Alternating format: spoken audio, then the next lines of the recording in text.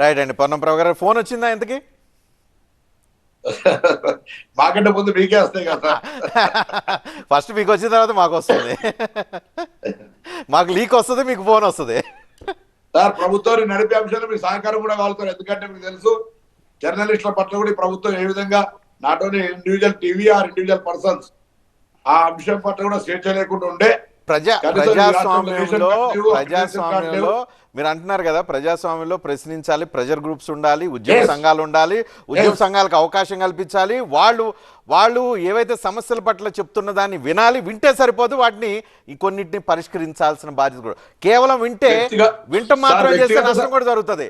విని ఏం చేయట్లేదనే ప్రాబ్లం కూడా క్రియేట్ అవుతుంది. లేలే వినకపోతే తప్పు సార్. వినడం ద్వారా సార్ ఎప్పుడు కానీ ఇప్పుడు ఒక రోగి హాస్పిటల్ ఉంటే ఆ రోగి మందు వాడడంతో పాటుగా అతనికి దగ్గర వాళ్ళు ధైర్యం చెప్పే ఇది ఏమైతే తక్కువైతే అదొక 50% ఉపశమనం. ఇక్కడ కూడా ఎవరు కూడా భగవంతురాలతో కూడా మీరు కానీ నేను కానీ 100% సమస్యలు ఎవరు పరిష్కరించలేరు. అట్లా పరిష్కరిస్తే 70 సంవత్సరాల సమస్యలు ఎవరు ఉండకనే పోతుండే. కానీ ఇమ్మీడియట్ తత్కాల్ బేస్లా ఆయన గ్రీవెన్సీని మనం రిపోర్ట్ చేయగలిగి ఆయన పరిష్కారం చేయగలిగేటువంటి పరిస్థితి ఉండాలి. నేను ఇంతకుముందు చెప్పినా కదా, ఫస్ట్ అసలు పాపం ఉపాధిగా పొందగలిగినటువంటి ఆలోచనతో ఉన్నాడు ఆయన. ప్రభుత్వ సహకారం లేదనుకోండి, లేదా దానికి అక్కడ సంబంధించినటువంటి ఒక పిటిషన్ తీసుకోకుంటలేరు, ఆయనకి ఎంత బాధ కలుగుతుంది. సో అటువంటి అన్ని కూడా మేము రెక్టిఫై చేసి సమిష్టిగా అందులో మీ సహకారం కూడా ఉండాలంటా ఉన్నా.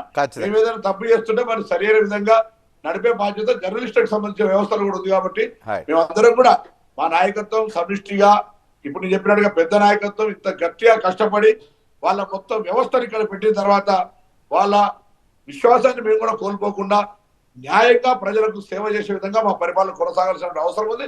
ఇది మా బాధ్యత బాధ్యత బాధ్యత.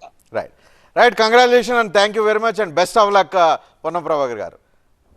మీరు మంత్రి అవ్వాలి, మంత్రి అవుతున్న పాటు డిప్యూటీ కూడా అవ్వాలి. అయిన తర్వాత ప్రజలకు మేలు చేయాలి.